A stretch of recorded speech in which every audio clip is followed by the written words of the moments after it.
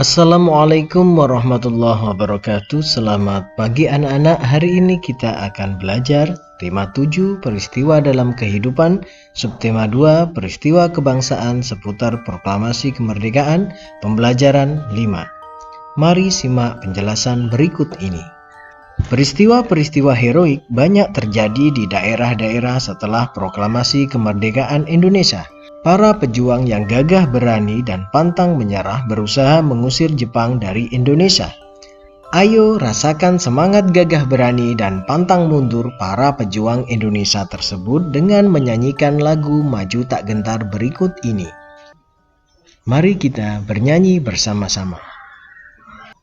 Maju tak gentar, membela yang benar. Maju tak gentar, hak kita diserang.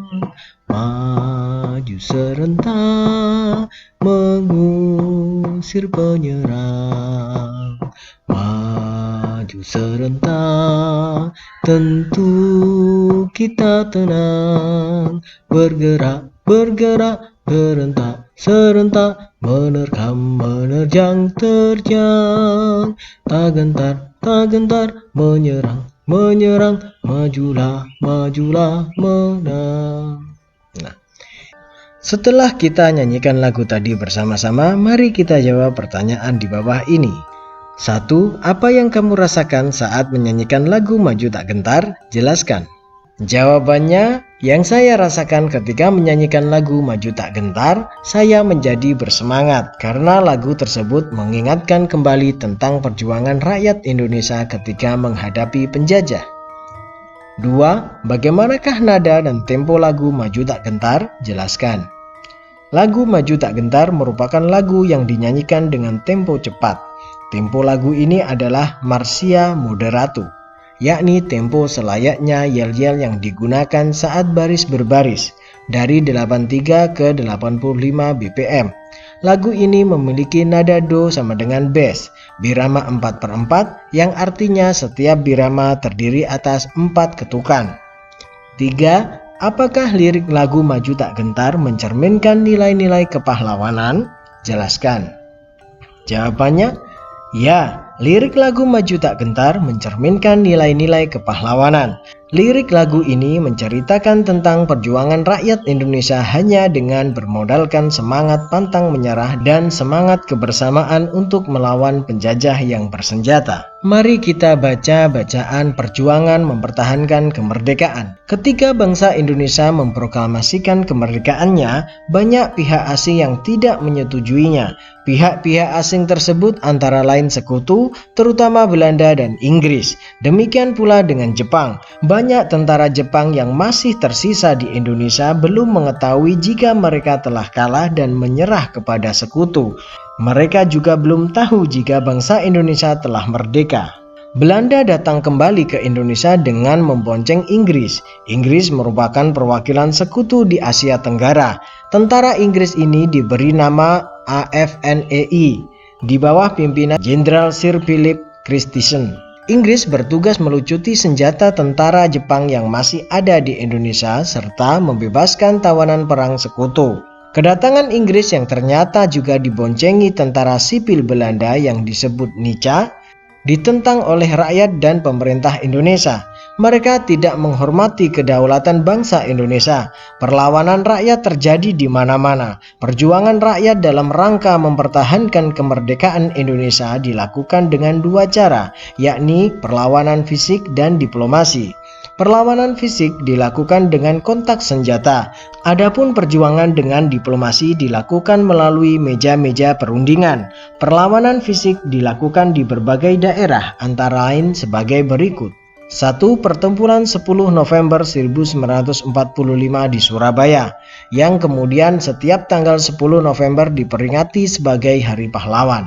Berawal dari tewasnya Jenderal Malabi, pimpinan sekutu. Adapun tokoh yang terlibat adalah Bung Tomo, Gubernur Suryo, dan Kolonel Sungkono.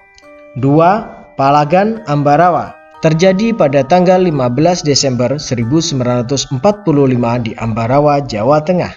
Kemudian, setiap tanggal 15 Desember diperingati sebagai Hari Infanteri Nasional. Insiden ini bermula dari sekutu mempersenjatai tawanan yang sudah dibebaskan. Sekutu juga membebaskan orang-orang Belanda secara sepihak. Adapun tokoh yang terlibat dalam peristiwa ini antara lain Kolonel Isdiman dan Kolonel Sudirman. 3. Bandung Lautan Api terjadi pada tanggal 23 Maret 1946. Insiden ini bermula dari ultimatum sekutu meminta senjata yang diperoleh dari tentara Jepang untuk diserahkan kepada sekutu.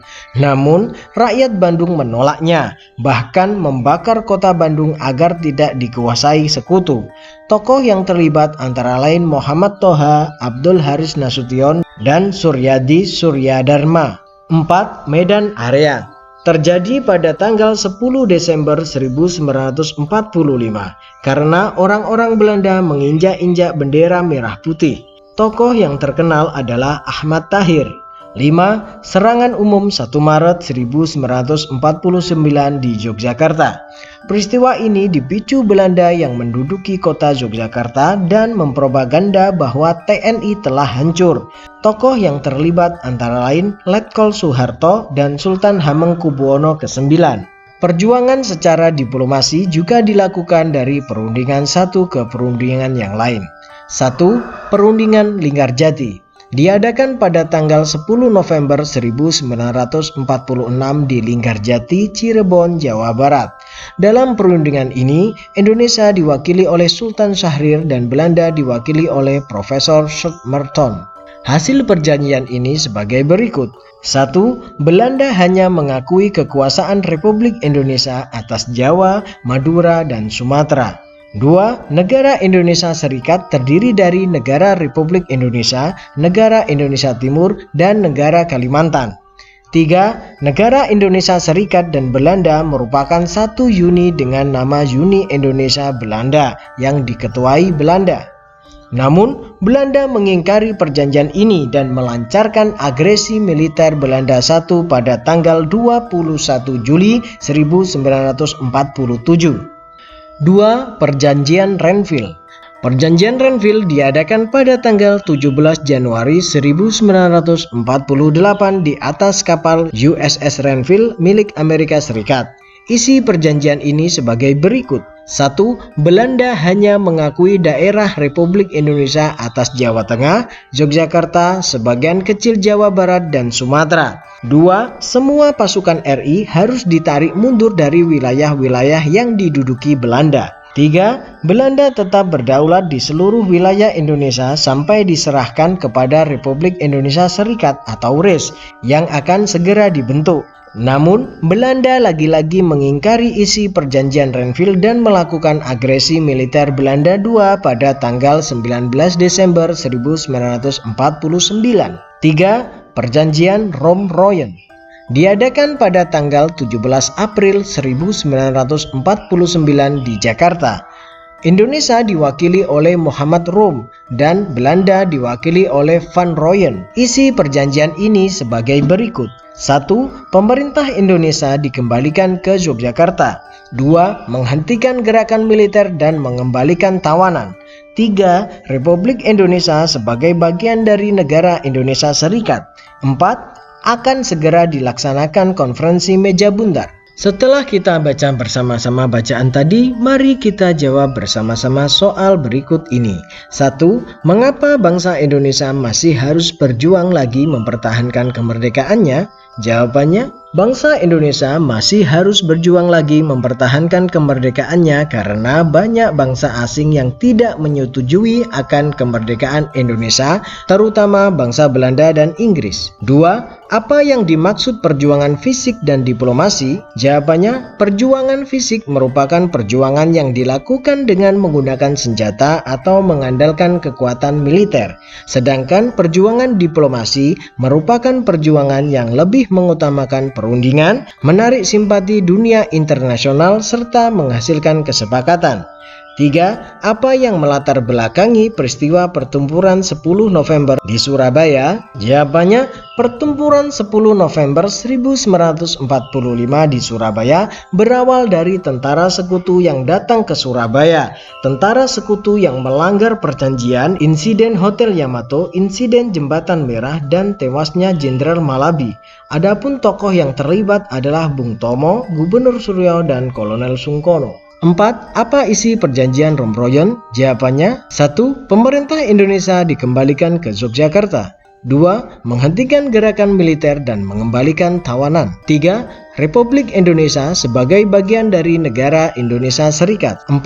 Akan segera dilaksanakan konferensi meja buntar. 5. Apa yang dimaksud agresi militer Belanda? Kapan terjadinya? Jawabannya, agresi militer Belanda adalah operasi militer yang dilancarkan oleh militer Belanda di Jawa dan Sumatera terhadap Republik Indonesia yang dilaksanakan dari 21 Juli sampai 5 Agustus 1947, aksi pertama. Dan dari 19 Desember 1948 sampai 5 Januari 1949, aksi kedua. Setelah kalian memahami bacaan yang telah kita baca tadi, tuliskan informasi penting dalam bacaan ke dalam kolom-kolom berikut. Perjuangan dalam bentuk fisik dan perjuangan dalam bentuk diplomasi. Kerjakan di buku tugasmu masing-masing. Kemudian mari kita baca bacaan perubahan wujud benda. Berbicara tentang panas, tentu kamu masih ingat akan kalor, termasuk perpindahan kalor dan kemampuan kalor mengubah suhu dan mengubah wujud benda. Pada pembelajaran yang lalu, telah kita buktikan melalui percobaan bahwa kalor dapat mengubah wujud benda melalui peristiwa mencair. Sekarang, kita akan buktikan lagi kemampuan kalor mengubah wujud benda melalui peristiwa penguapan. Penguapan adalah peristiwa perubahan wujud dari cair menjadi gas melalui penyerapan kalor. Contoh lain perubahan wujud karena penguapan sebagai berikut. 1. Bensin dibiarkan di tempat terbuka lama-lama akan habis. 2. Minyak kayu putih dibiarkan di dalam botol terbuka dalam waktu lama akan berkurang isinya. 3. Baju basah akan kering ketika dijemur di bawah panas matahari. Demikian pembelajaran kita pada pagi hari ini. Terima kasih. Wassalamualaikum warahmatullahi wabarakatuh.